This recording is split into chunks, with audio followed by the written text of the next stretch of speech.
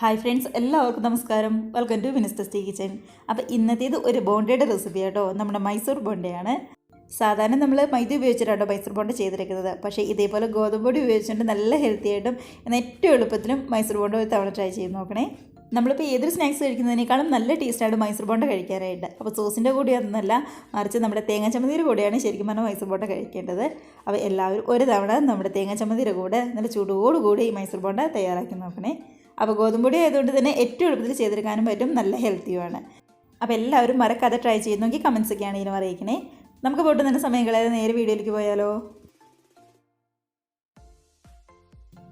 അപ്പോൾ നമ്മുടെ ഈ ബോണ്ട് ചെയ്തെടുക്കാനായിട്ട് അത്യാവശ്യം വലിപ്പമുള്ള നന്നായിട്ട് ഉണങ്ങിയ ഒരു ബൗൾ തന്നെ വേണം നമുക്ക് എടുക്കാനായിട്ട്.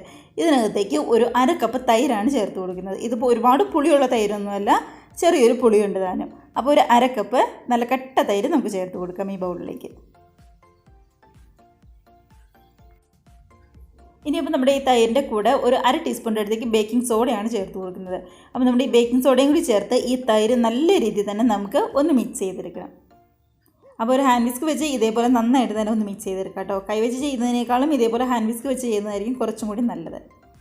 അപ്പോൾ അതും കൂടി ചേർത്ത് നന്നായിട്ടൊന്ന് മിക്സ് ചെയ്യുമ്പോൾ അതാ ശരിക്കും നല്ലപോലെ തന്നെ ചെറുതായിട്ടൊന്ന് പതിഞ്ഞ് വരും നമ്മുടെ ഈ തൈര്. അപ്പോൾ ഇതാണ് മൈസൂർ ബോണ്ടയുടെ ഏറ്റവും വലിയൊരു മിക്സ് എന്ന് പറയുന്നത്. അപ്പം നന്നായിട്ട് തന്നെ പതിഞ്ഞ് വരാനായിട്ട് ഇതേപോലെ ശ്രദ്ധിക്കുക. ഒരു 2-3 മിനിറ്റെങ്കിലും കൈയെടുക്കാതെ ഇതേപോലെ നന്നായിട്ട് അടിച്ചു കൊടുത്തു കഴിഞ്ഞാൽ ശരിക്കും നന്നായിട്ട് തന്നെ പതിഞ്ഞ് കിട്ടും നമ്മുടെ ഈ മിക്സ്. അപ്പോൾ ചെറിയൊരു പുളി ഉള്ളതുകൊണ്ട് നല്ല ടേസ്റ്റ് ഉണ്ടാവും നമ്മുടെ മൈസൂർ ബോണ്ടയ്ക്ക്. നന്നായിട്ട് മിക്സ് ചെയ്തതിനകത്തേക്ക് ഒരു 2 കപ്പ് ഗോതമ്പ് പൊടിയാണ് നമ്മൾ ചേർത്ത് കൊടുക്കുന്നത്. ഇപ്പോൾ 2 കപ്പ് ഗോതമ്പ് പൊടി തന്നെ വേണമെന്നില്ല, ഒരു കപ്പാണെങ്കിലും കുഴപ്പമൊന്നും ഉണ്ടാവില്ല. അപ്പോൾ 2 കപ്പ് എടുക്കുമ്പോൾ കുറച്ച് അധികം തന്നെ നമുക്ക് മൈസൂർ ബോണ്ട റെഡിയാക്കി എടുക്കാനായിട്ട് പറ്റും. അതിന് വേണ്ടിയിട്ടാണ്. ഇതിനകത്തേക്ക് ആവശ്യത്തിന് ഉപ്പും കൂടി നമുക്ക് ചേർത്ത് കൊടുക്കാം. അതിനുശേഷം കൈവച്ച് നമ്മുടെ ഈ ഗോതമ്പ് പൊടിയും അതേപോലെ തന്നെ മിക്സ് ചെയ്ത് വെച്ചിരിക്കുന്ന തൈരും കൂടി നല്ല രീതിയിൽ തന്നെ ഒന്ന് യോജിപ്പിച്ചെടുക്കാം നമുക്ക്. അപ്പോൾ കൈവച്ച് എല്ലാം കൂടി നന്നായിട്ട് തന്നെ ഒന്ന് മിക്സ് ചെയ്തെടുക്കുക. ഇപ്പോൾ നല്ലതുപോലെ തന്നെ നമ്മുടെ ഗോതമ്പ് പൊടിയും തൈരും ഒന്ന് മിക്സായി വന്നിട്ടുണ്ട്. അപ്പോൾ ഇനി നമ്മൾ ചെയ്യേണ്ടത് ഇതിനകത്തേക്ക് ആവശ്യത്തിന് വെള്ളം ഒഴിച്ച് കൊടുത്ത് നല്ല രീതിയിൽ തന്നെ ഒന്ന് കുഴച്ചെടുക്കലാണ്. ശരിക്കും നമ്മുടെ ഒരു ബോണ്ടയ്ക്കൊക്കെ കുഴിച്ചെടുക്കുന്ന ഒരു ചെറിയൊരു മാവിൻ്റെ രൂപത്തിൽ ഒന്ന് കുഴച്ചെടുക്കുക. നമ്മൾ വെള്ളം ഒഴിച്ച് കൊടുക്കുമ്പോൾ ഒരുപാട് കൂടി പോകരുത്. അതുകൊണ്ട് കുറച്ച് നോക്കിയിട്ട് വേണം വെള്ളം ഒഴിച്ച് കൊടുക്കാനായിട്ട്. ഏകദേശം ഞാനൊരു 3/4 കപ്പിൻ്റെ അടുത്ത് വെള്ളം ഒഴിച്ച് കൊടുത്തിട്ടുണ്ടായിരുന്നു. അതിനുശേഷം ഒട്ടും തന്നെ കട്ടകളില്ലാതെ നന്നായിട്ട് ഒന്ന് മിക്സ് ചെയ്തെടുക്കുക. ഇതിൻ്റെ മിക്സിങ്ങിനാണ് ഏറ്റവും കൂടുതൽ കാര്യം ഇരിക്കുന്നത്. അതുകൊണ്ട് തന്നെ ഇതേപോലെ 4 വിരൽ ഉപയോഗിച്ച് ഇതേപോലെ ശരിക്കും അടിച്ചടിച്ചിട്ട് വേണം നമ്മുടെ ബോണ്ടയ്ക്ക് നമ്മൾ തയ്യാറാക്കിയെടുക്കാനായിട്ട്. അതിപ്പോൾ ഗോതമ്പ് പൊടിയല്ല, നമ്മുടെ മൈദ ഉപയോഗിച്ചിട്ട് ചെയ്യുകയാണെങ്കിൽ പോലും ഇതേപോലുള്ള മിക്സിങ്ങിലാണ് ഏറ്റവും കൂടുതൽ കാര്യം ഇരിക്കുന്നത്. അപ്പോൾ ഹാൻഡ് വിസ്ക് ഉപയോഗിക്കാതെ കൈ വെച്ച് തന്നെ ഇതേപോലെ നന്നായിട്ട് ഒന്ന് അടിച്ചടിച്ചെടുത്ത് റെഡിയാക്കി എടുക്കാം നമുക്ക്. കണ്ടോ, ഒരു 4-5 മിനിറ്റ് കൈയെടുക്കാതെ തന്നെ ഇതേപോലെ അടിച്ചെടുക്കുമ്പോഴേക്കും നമ്മുടെ മിക്സ് അത്യാവശ്യം നല്ല രീതിയിൽ ഒന്ന് റെഡിയായി വന്നിട്ടുണ്ട്. നമ്മൾ സാധാരണ ഈസ്റ്റൊക്കെ ഇട്ടെടുത്ത് മാവ് പൊങ്ങാൻ വെക്കില്ലേ, അപ്പോൾ വരുന്ന ഏകദേശം ആ ഒരു പരുവത്തിലാണ് ഇപ്പോൾ നമുക്ക് കിട്ടിയിരിക്കുന്നത്. നമ്മളെപ്പോഴും മൈസൂർ ബോണ്ട ഉണ്ടാക്കുമ്പോഴാണെങ്കിലും ഇതേപോലെ നന്നായിട്ട് അടിച്ചു കൊടുത്തിട്ട് ചെയ്യാനായിട്ട് പ്രത്യേകം ശ്രദ്ധിക്കണം. എന്നാൽ മാത്രമാണ് അതിൻ്റെ ഉള്ളിൽ നല്ല രീതിയിൽ തന്നെ സോഫ്റ്റായിട്ട് നമുക്ക് കിട്ടുള്ളൂ. ഒരു 5 മിനിറ്റൊക്കെ അടിച്ചു കൊടുത്ത് നല്ല രീതിയിൽ തന്നെ ഒന്ന് സെറ്റായി നമ്മൾ എടുത്തിട്ടുണ്ട്. അപ്പോൾ ഇനി നമ്മൾ ചെയ്യുന്നത് ഇതൊന്ന് റെസ്റ്റ് ചെയ്യാൻ വെക്കലാണ്. കുറഞ്ഞത് 1 മണിക്കൂറെങ്കിലും നമ്മുടെ ഈ മാവ് ഒന്ന് സെറ്റ് ആവാനായിട്ട് വെക്കണം. അപ്പോൾ 2 മണിക്കൂറൊക്കെ വെക്കുകയാണെങ്കിൽ അത്രയും നല്ലതാണ്. ഇല്ലാന്നുണ്ടെങ്കിൽ 1 മണിക്കൂർ ഏറ്റവും കുറഞ്ഞത് വെക്കുക. അപ്പോൾ നമുക്കൊരു 1.5 മണിക്കൂർ കഴിഞ്ഞിട്ട് ഇതിങ്ങനെ എടുക്കാം. അതുവരെ അതോടെ ഇരിക്കട്ടെ. അങ്ങനെ നമ്മളൊരു 1.5 മണിക്കൂർ കഴിഞ്ഞ് ഇതിങ്ങനെ എടുക്കുവാണ്. 1.5 മണിക്കൂർ കഴിഞ്ഞപ്പോഴേക്കും കുറച്ചുകൂടി നല്ല രീതിയിൽ ഒന്ന് സെറ്റായി വന്നിട്ടുണ്ട്. മേൽഭാഗമൊക്കെ ആണെങ്കിലും നല്ല രീതിയിൽ തന്നെ നമുക്കൊന്ന് കിട്ടിയിട്ടുണ്ട്. കാരണം നമ്മളിതിങ്ങനെ കയ്യിലെടുത്ത് നോക്കുമ്പോൾ തന്നെ നമുക്കറിയാൻ പറ്റും ആ മാവിൻ്റെ വ്യത്യാസം. അപ്പോൾ ഇതാണ് നമ്മുടെ ശരിക്കുള്ള മാവ് എന്ന് പറയുന്നത്, മൈസൂർ ബോണ്ടയുടെ മാവ്.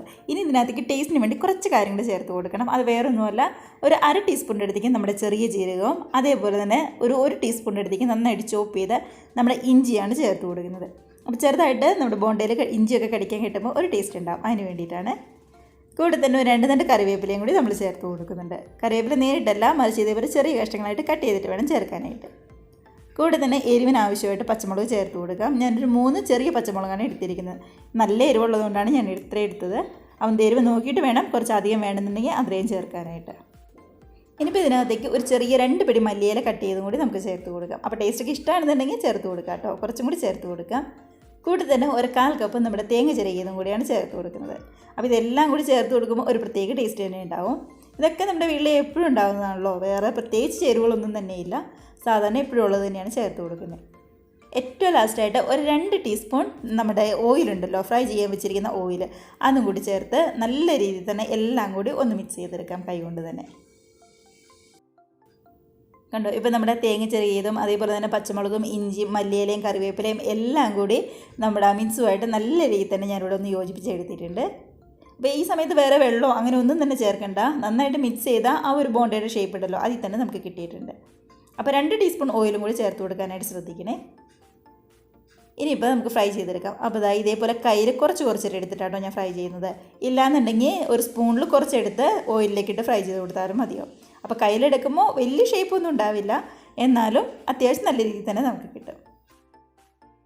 അപ്പോൾ ചൂടായ എണ്ണയിലേക്ക് ഇതേപോലെ കയ്യിൽ കുറച്ചെടുത്ത് നമുക്കങ്ങ് ചേർത്ത് കൊടുക്കാം. അപ്പോൾ ഒരുപാട് എടുത്ത് ചേർക്കണ്ട കേട്ടോ, കാരണം ഇത് ഓയിലിലേക്ക് ഇട്ട് കുറച്ച് നേരം കഴിയുമ്പോൾ നല്ലപോലെ ഇങ്ങ് വീർത്ത് വരും. അതുകൊണ്ട് ഒരുപാടായി പോയി കഴിഞ്ഞാൽ അത്രയ്ക്ക് അങ്ങ് ടേസ്റ്റ് ഉണ്ടാവില്ല. തീരെ ചെറുതുമാക്കണ്ട. കയ്യിലെടുത്ത് ഇതേപോലെ ചെറിയ ബോൾസായിട്ട് അങ്ങ് ഇട്ട് കൊടുത്താൽ മതി. ഇനിയിപ്പോൾ സ്പൂണിൽ ചേർത്ത് കൊടുക്കണമെന്നുണ്ടെങ്കിൽ അങ്ങനെയും ചേർത്ത് കൊടുക്കാം. എങ്ങനെയാണോ അതൊക്കെ നമ്മുടെ ഇഷ്ടത്തിനനുസരിച്ച് ചെയ്യാവുന്നതേ ഉള്ളൂ. ഗ്യാസ് ഒരു മീഡിയത്തിലിടുക. നന്നായിട്ട് ചൂടായി കഴിഞ്ഞതിന് ശേഷം അതിനുശേഷം ഫ്രൈ ചെയ്തെടുക്കാനായിട്ട് ശ്രദ്ധിക്കണേ. ഒരു വശമൊക്കെ നന്നായിട്ട് റെഡിയായി കഴിഞ്ഞപ്പോൾ നമ്മൾ പതുക്കെ ഒന്ന് മറിച്ചിട്ട് കൊടുത്ത് രണ്ടാമത്തെ വശം റെഡിയാക്കി എടുക്കുകയാണ്. അങ്ങനെ 2 വശം റെഡി ആയിട്ടുണ്ട്. കണ്ടോ, നമ്മൾ ഇട്ട് കൊടുത്തതിൽ കുറച്ചും കൂടി നല്ല രീതിയിൽ ഒന്ന് പൊങ്ങി വന്നിട്ടുണ്ട്.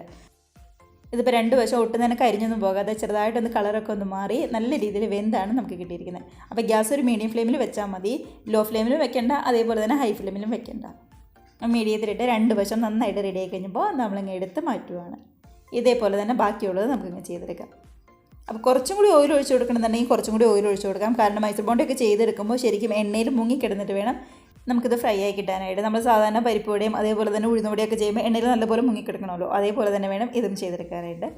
അപ്പോൾ അടുത്ത ബാച്ചും നമുക്ക് ഇതേപോലെ അങ്ങ് ചെയ്ത് കൊടുക്കാം. ഗ്യാസ് എപ്പോഴും ഒരു മീഡിയത്തിൽ വെക്കാനായിട്ട് ശ്രദ്ധിക്കുക, ഇല്ലാന്നുണ്ടെങ്കിൽ പെട്ടെന്ന് അങ്ങ് അടുക്കി പിടിക്കും. അപ്പോൾ ഇത്രയേ ഉള്ളൂ നമ്മുടെ മൈസൂർ ബോണ്ടയുടെ റെസിപ്പി എന്ന് പറയുന്നത്. അടുത്ത ബാച്ചും 2 വശം റെഡി ആയി കഴിയുമ്പോൾ നമുക്ക് കോരിയെടുത്ത് ഇങ്ങ് മാറ്റി വയ്ക്കാം. അപ്പോൾ നന്നായിട്ട് നമ്മൾ മിക്സ് എത്രത്തോളം അടിച്ചു കൊടുക്കുന്നോ അത്രത്തോളം നന്നായിട്ട് ഉള്ളു സോഫ്റ്റായിട്ട് കിട്ടും. അപ്പോൾ ശരിക്കും ഒരു 5 മിനിറ്റെങ്കിലും കൈയെടുക്കാതെ നല്ല രീതിയിൽ തന്നെ ഒന്ന് അടിച്ചു കൊടുത്ത് റെഡിയാക്കി എടുക്കുക.